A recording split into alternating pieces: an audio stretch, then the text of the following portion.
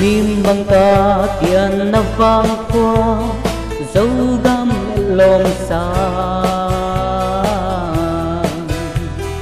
Mim dil dial mual le guam ngây sop san siêu sia mual don dấu hay sa te palune kil bang ka khan na vang qua dấu lên nuông hi tu lâu đi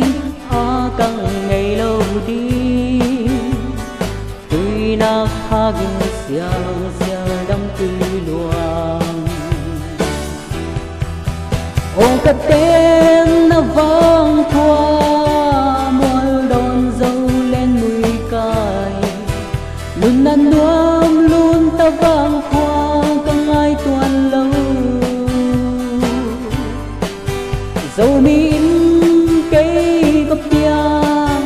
dấu mi băng cân nung ta dấu mi băng tu in là gấp xa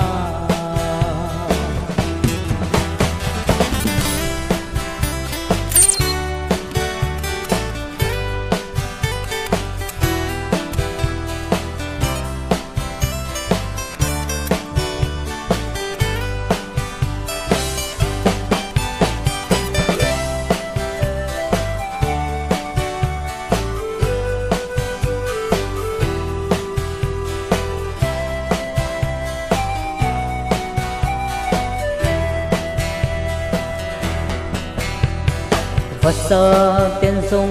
gom sa in lung đam la sa lung ruan lên mùi cay hui khi dòng làng hiao hiao lia lia ta lung ti hoa chiang lom sa tang khoa khal hui khi lan đăng lúc ta tao nghèo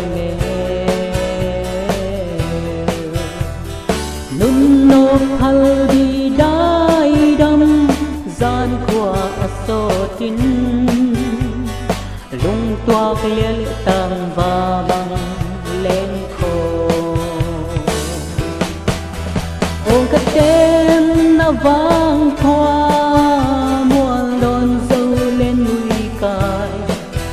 nun nan nuam luôn ta vang qua càng ai tuan lâu dấu mi cây cặp piang dấu mi băng căn nung ta dấu mi băng tu in là gấp xa ôi cất tên na vang qua mual đòn dấu lên mùi cay nun nan nuam luôn ta vang qua càng ai tuan lâu dấu mi cây cặp piang